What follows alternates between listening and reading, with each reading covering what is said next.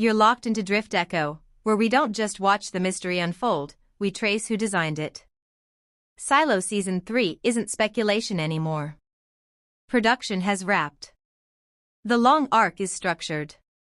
And with Seasons 3 and 4 filmed back-to-back, the end isn't being improvised, it's being executed. While Apple TV Plus hasn't confirmed a release date, industry chatter is pointing toward 2026.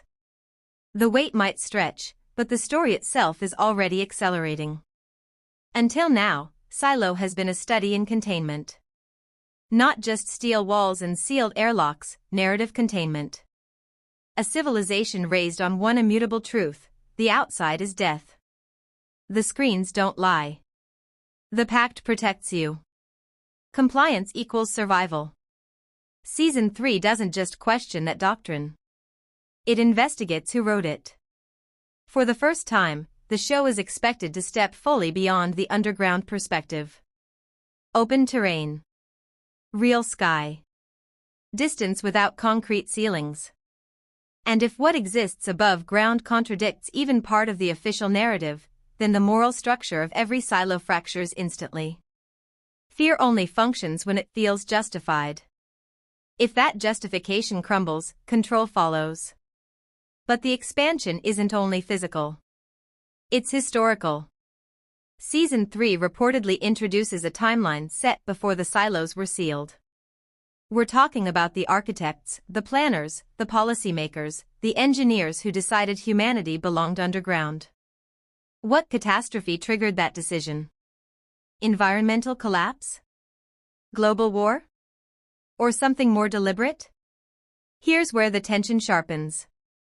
What if the silos weren't built to save humanity, but to regulate it?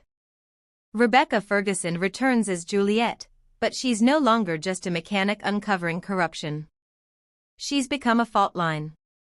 The deeper she digs, the more the conspiracy appears interconnected: multiple silos, coordinated systems, possibly a centralized authority operating beyond any single structure. The illusion of isolation may have been one of the greatest tools of control. New rumored characters signal a shift in scope. An engineer with ties to the original construction. A journalist-type figure chasing fragments of erased records. That pairing alone reframes the conflict. This isn't simply rebellion versus order anymore. It's narrative versus authorship. Who decides what history survives? And because Seasons 3 and 4 were shot consecutively, the story isn't wandering. It's converging. Season 3 isn't filler, it's ignition. The mythology tightens toward answers.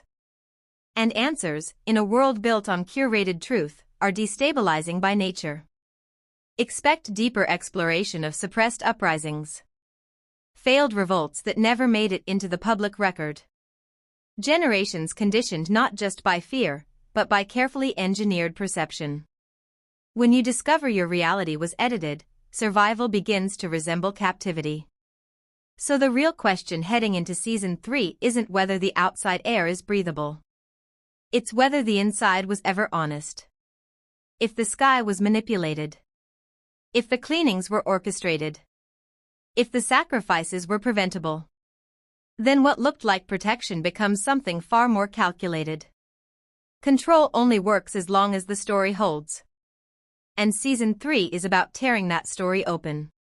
When the doors finally unlock and the truth floods in, what happens next? Do people run toward uncertainty? Or cling to the lie that kept them alive? Was the silo built to protect humanity? Or to protect something from humanity? Drop your theories. Let's pull this apart.